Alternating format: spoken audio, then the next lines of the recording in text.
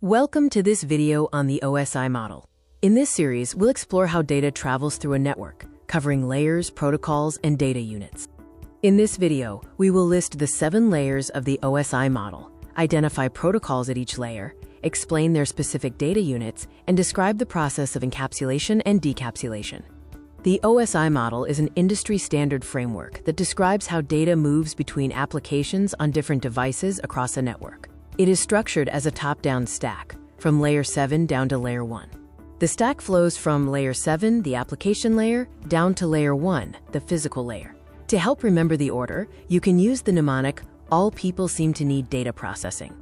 Layer 7 is the application layer, which provides network services directly to end-user applications. Key protocols here include HTTP, FTP, SMTP, DNS, and DHCP. The data unit at this layer is simply raw data.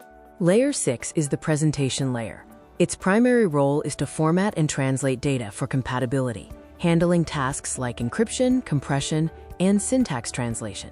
Technologies here include SSL/TLS and various media formats. Layer 5 is the session layer.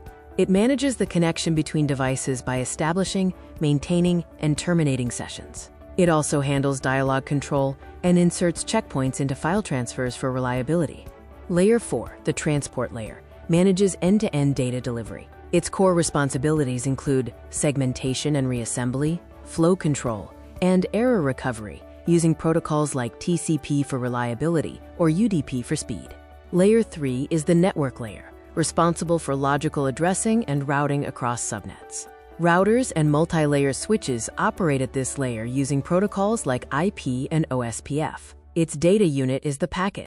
Layer 2, the data link layer, provides node-to-node connectivity. It uses physical MAC addresses to ensure data reaches the correct device on a local link. This layer uses frames and is where switches and bridges operate. Layer 1 is the physical layer. It transmits raw bit streams over physical media, such as copper cables, fiber, or wireless signals. Hardware like hubs and repeaters operate at this level.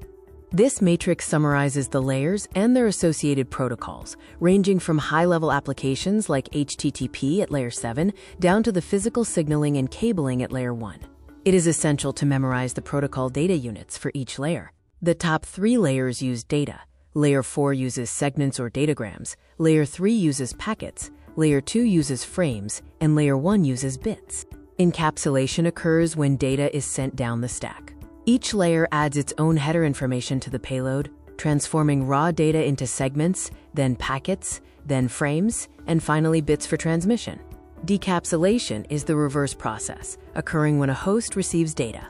Each layer strips away its corresponding header, moving the data back up the stack until it reaches the user application. Now, let's map network hardware to these layers. Layer 1 devices like hubs and repeaters focus on signal reproduction. Layer 2 hardware, such as switches and bridges, forwards data using MAC addresses. Layer 3 devices, like routers, handle IP pathway routing, while gateways and firewalls process the entire stack.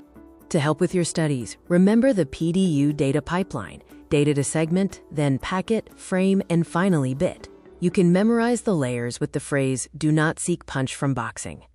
Also remember that transport manages end-to-end connections, network handles routing, and data link deals with local MAC switching. Let's review with a few questions. The Internet Protocol serves as the baseline for the network layer. The PDU for Layer 3 is a packet, while for Layer 2, it is a frame.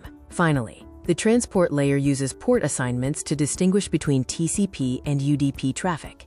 In conclusion, the OSI model simplifies complex communication into 7 logical layers, with each relying on the layer below. Understanding encapsulation, decapsulation, and the unique role of each layer is essential for troubleshooting networks and achieving your technical certifications.